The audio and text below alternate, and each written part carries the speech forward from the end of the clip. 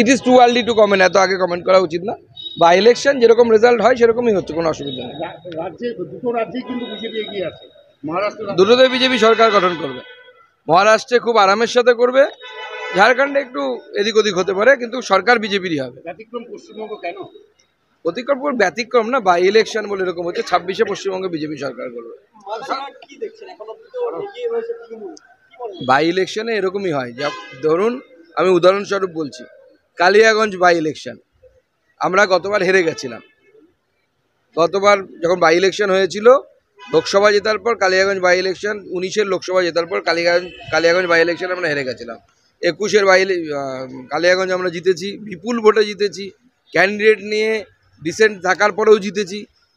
আবার 24-এ আমরা লোকসভাতে জিতলাম, আবার 26-এ বিধানসভাতে জিতবো।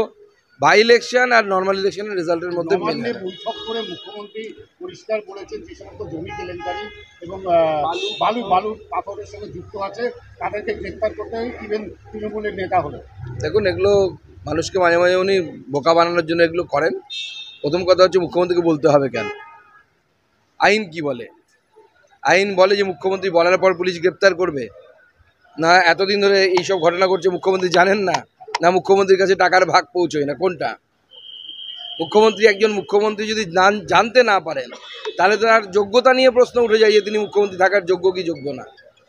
পুলিশ সবই জানে, পুলিশ ওনার আন্ডারে।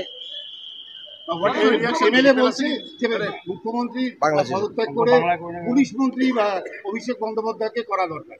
ওদের কাকে বানাবে, কোন চোরকে, বড় চোরকে, ছোট চোরকে বানাবে, ওদের ব্যাপার। নিয়ে বাংলার মানুষ ইন্টারেস্ট। মুখ্যমন্ত্রী বলার পরেও বিভিন্ন জায়গায় দেখা যাচ্ছে বালি পাচার হচ্ছে।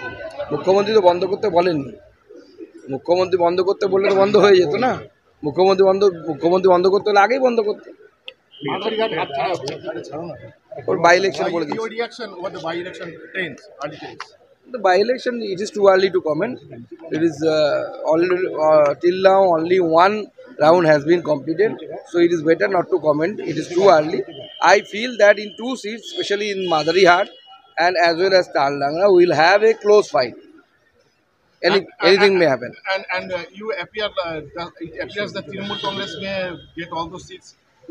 So this is the trend of the by-election. Even when we won the Raiganj Lok Sabha, after that in Raiganj by-election we have defeated by huge margin. So it is the trend of by-election in Bengal. Another question, that federal prosecutors have charged Gautam Adani for fraud and bribery. Rahul Gandhi has demanded his immediate arrest, as well as the oppositions are demanding the joint committee probe, parliamentary probe. Do you think that parliament session will be disrupted on the session? So that will depend upon our opposition. But the thing is that the federal court has charged, that is their law. Their law is not as per our law. So whatever will happen, that will be decided in later course of action. But the thing is that Adani has invested lots of money in different states which are ruled by the Congress only, such as Telangana is ruled by the Congress. Their chief minister is there, and Adani has a huge investment. Even in case of Marxist party, that has such as Kerala, the Adani group invested huge money